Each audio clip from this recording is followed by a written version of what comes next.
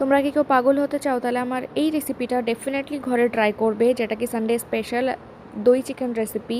আমার হাতে রান্না খেলে নাকি পাগল হয়ে যায়, সেটা আমি বলিনি, এটা আমার রিলেটিভসরা বলেছে। তো ওই জন্য আমি এই রেসিপিটা তোমাদের কাছে শেয়ার করছি যে আমি কী করে রান্না করি। তো সর্বপ্রথমে মাংসটাকে ভালো করে ধুয়ে পেঁয়াজ রসুন আদা পেস্ট করে তাতে লবণ হলুদ সামান্য সর্ষের তেল দিয়ে ম্যারিনেট করতে হবে। এখন এক হাত দিয়ে ম্যারিনেট করছি, হয় নাকি বলো তো? এক হাত দিয়ে রেসিপি শেয়ার করতে হবে, আবার এক হাত দিয়ে রান্না করতে হবে।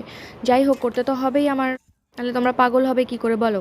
যেটা আসল রেসিপির রাজা, টক দই। টক দইটা তো দিতেই হবে। এখন বেশ খানিকটা টক দই দিয়ে তারপরে এটাকে ভালো করে ম্যারিনেট করতে হবে। আমি তো হাত দিয়েই ম্যারিনেট করে নিয়েছি, আমার এটা বেশ ইন্টারেস্টিং পার্ট লাগে।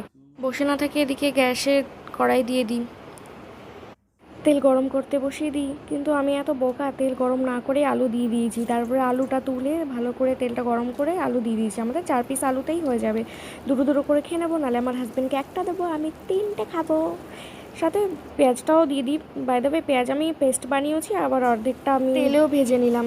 এরপর ম্যারিনেট করা যে চিকেনটা আমি কড়াইতে দিয়ে দিলাম, আস্তে আস্তে ধীরে ধীরে সমস্তটা দিয়ে দিলাম। এবার যে কতক্ষণ কড়াইতে কষাতে হবে সেটা আমি নিজেও জানি না, যতক্ষণ না রস শোকাবে ততক্ষণ ভেজে যেতে হবে। দেখো অনেকটা কমে এসছে, সাথে আমি একটা রসুনও দিয়ে দিয়েছি গোটা, যেটা কি আমার গরম ভাতের সাথে খেতে ভীষণ ভালো লাগে। তোমরাও করতে পারো যদি চাও, পছন্দ তোমাদের হয়। তো যতক্ষণ না তেল বেরিয়ে আসবে ততক্ষণ আমাদের তো কষাতেই হবে, না কষালে টেস্টই লাগবে না মাংসটার। দেখো মনে হচ্ছে তেল বেরিয়ে এসছে না? হ্যাঁ, এবার তো বেরিয়ে এসেছে, এবার তো রান্না আবার জমে যাবে।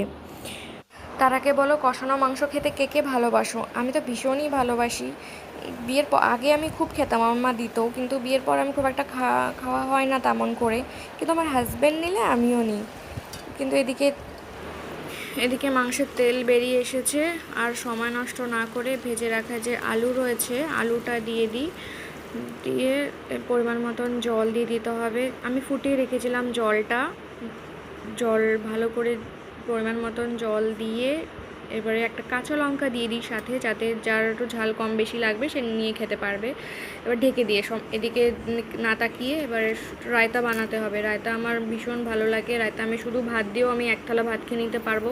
আমার সেটা নিয়ে কোনো চাপ নেই, আমার কোনো তরকারি মাংস মাছ মাংস কিছুই লাগবে না basically. Raita is my favourite. এবার রায়তা বানানো হয়ে গেছে, এবার কড়াইয়ের ঢাকনা খুলে দেখি, বাহ দারুণ ফুটে গেছে ঝোলটা তো। এবার এর মধ্যে গরম মশলা, সানরাইজের গরম মশলা দিয়ে হালকা করে একটু নাড়িয়ে চাড়িয়ে নামিয়ে নিয়ে শেষ পর্যন্ত আমি ঝোল বেশি একটা দিইনি, ঝোল কম দিলেই খেতে বেশি ভালো লাগে। তো তোমরা এভাবে রেসিপিটা বানিয়ে দেখবে, দারুণ খেতে লাগবে।